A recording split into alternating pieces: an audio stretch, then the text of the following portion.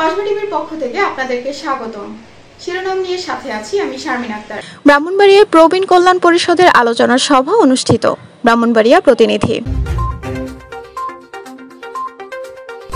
ওনাকে আহ্বায়ক করে মনে করি না কমিটির এরকম ওই যে আমাদের আদি বইয়ের সাথে ছিল সালাম ভাই, আমি একটা প্রস্তাব দিলাম। এবারে জানিয়ে দিচ্ছি বিস্তারিত। ব্রাহ্মণবাড়িয়ায় প্রবীণ কল্যাণ পরিষদের আলোচনা সভা অনুষ্ঠিত হয়েছে।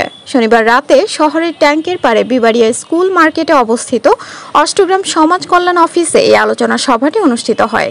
এ সময় মোহাম্মদ আব্দুস সালামের পরিচালনায় সভায় সভাপতিত্ব করেন অবসরপ্রাপ্ত প্রবীণ শিক্ষক মোহাম্মদ রফিকুল ইসলাম। সভায় 5 সদস্য বিশিষ্ট কার্যনির্বাহী কমিটি গঠন করা হয়। হাজী মোহাম্মদ আব্দুস সালামকে আহ্বায়ক করে গঠিত কমিটিতে প্রফেসর জাকির হোসেন, যুগ্ম আহ্বায়ক বীর মুক্তিযোদ্ধা আনোয়ার হোসেন, কোষাধ্যক্ষ মোহাম্মদ আব্দুর রউফ ও হুমায়ুন কবির সদস্য হিসেবে দায়িত্ব গ্রহণ করেছেন।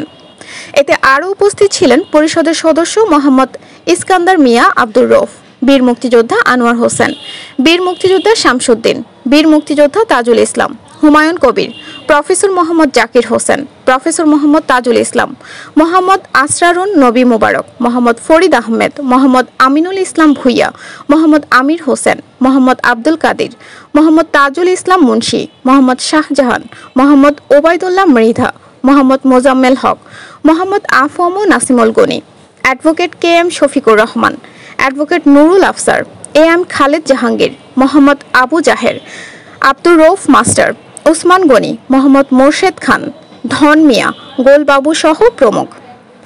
উল্লেখ্য, সমাজের বিশিষ্ট প্রবীণ 60 নাগরিক বৃন্দের সমন্বয়ে 10 অক্টোবর 2020 সালে প্রবীণ কল্যাণ পরিষদ গঠিত হয়। এতদিন সীমিত পরিসরে কার্যক্রম পরিচালিত হলেও এখন ব্যাপকভাবে কাজ করার প্রত্যয় নিয়ে সংগঠনটি এগিয়ে যাবে বলে জানান উপস্থিত বক্তারা। মানবিক কাজগুলো করার পাশাপাশি সবার মাঝে ভ্রাতৃত্ব স্থাপন করে একসাথে সুখে দুঃখে পাশে থাকার পাশাপাশি মানবিক সামাজিক কাজে সবাই সবাইকে সাহায্য করার প্রত্যয় ব্যক্ত করেন।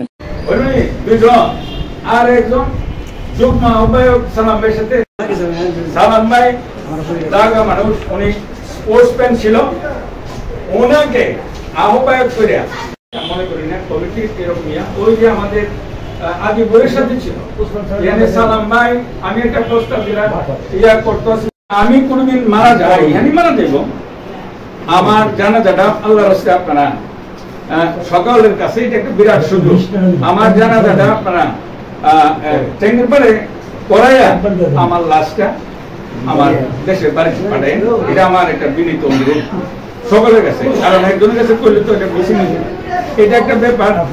এরপরে হইলো যতদিন আমরা বাঁচি আমাদের এই প্রবীণ কল্যাণের জন্য আমাদের এখানে একটা সংঘবদ্ধতা, একজনের বিপদে আরেকজন আপদ, এখানে ট্যাঙ্কের পাড় হইলাম, একটা ঝামেলা হইলো, পারিবারিক ভাবে আমরা একটা অসুবিধা পড়লাম, আমরা যাতে একে অপরের শক্তি, ঠিক না? আমরা এখন অনেকে অসুস্থ আছে, আমরা যদি পরস্পরের খবর রাখি, অসুস্থ হলে গিয়ে দেখি। সংবিধানগত বললাম, সংবিধান আমাদের তৈরি করতে হবে, সংবিধান আলোকে আমাদের চলতে হবে। সংবিধান দেশের চাকরি হয়, আপনার মতামত বলেন। আমি বলছি না, আমি মতামত আমি বলছি যে যেহেতু আমাদের আগে ছিল কল্যাণ, মানব কল্যাণে আমরা করতে চাচ্ছি। বিষয়টা হলো আমাদের দ্বারা ব্রাহ্মণবাড়িয়ার অনেক স্থানীয় আছে, আগে বলছি যে যারা বক্তব্য দিবেন তারাই বলবেন। আচ্ছা, এখন পদগুলি আগে বলেছে, বয়সের ব্যাপার আছে, দরদের ব্যাপার আছে, শ্রম দেওয়ার ব্যাপার আছে, এটা এমন নয় অনেকে আমরা পারবো না। এটার একটা পরামর্শ দরকার, কিভাবে ফান্ডটা তৈরি করবো। হ্যাঁ, এখন আমাদের ওই যে এই সমাজ কল্যাণ অষ্টগ্রাম সমাজ কল্যাণ অফিসের প্রতিষ্ঠাতা সভাপতি আমার বন্ধু বলেন, চাচা বলেন, ক্লাসমেট বলেন, নুরুল আফসার, তাকে কিছু বলার জন্য আমি অনুরোধ করছি। গণতন্ত্রের মাধ্যমে সংগঠনটা পরিচালিত হবে, যদি গণতন্ত্র না থাকে তাহলে কিন্তু বিস্তৃত চেষ্টা হবে, ব্যাখ্যা হবে, বিভিন্ন রকম ব্যাখ্যা হবে। সেই আলোকে আমি বলছি আমাদের প্রধানের আগানো দরকার। আর আগে যে ছিল এটা নীরব কল্যাণ পরিষদ ছিল, কারণ সরব ছিল না, এখন সরব। এই জন্য ফুল প্লেস কমিটি প্রয়োজন হবে। সালামে যেটা বলছে, উনি যেটা বলছে যে হ্যাঁ ছোট আকারে আহ্বায়ক সমিতি করে, এরপরে যারা কর্ম করবে, যারা কাজ করবে, সবাই কাজ করে একদিন। এখানে আছে 50 জন, কাজ করবে 4-5 জন, বেশি লোক কাজ করে না। অসুস্থ আছে, বয়স্ক আছে, অনীহা আছে, বিভিন্ন কারণে। এইসব যারা কর্মী, যারা কাজ করবে তাদেরকে দিয়ে কমিটি করতে হবে। কমিটি যাদের কর্ম করে না, বয়সে বেশি, তাকে সম্মানী ব্যক্তি, তাকে দিলে কোনো কাজ করেন, তাহলে কমিটি ভর্তি ছিল তা না। সেই লক্ষ্যে আপনারা চিন্তা করেন। এটা আমার অনুরোধ, আমার প্রস্তাব।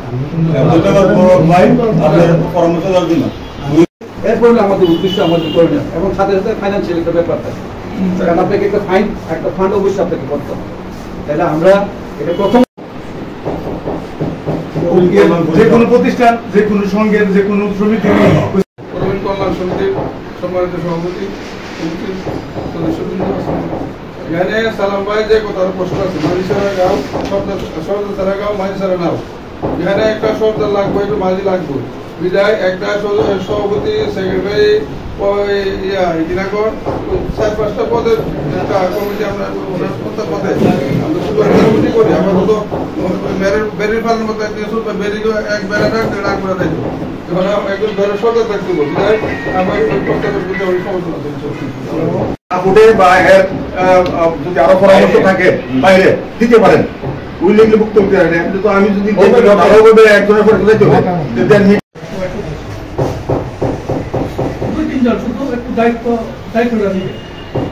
বিচ্ছিন্নভাবে দেখা হয়, এভাবে কোনো সময় দেখা হয় না। আমি আজকে উপস্থিত যারা আছেন সবাইকে এতক্ষণ ধরে কসবা টিভির সাথে থাকার জন্য আপনাদেরকে ধন্যবাদ।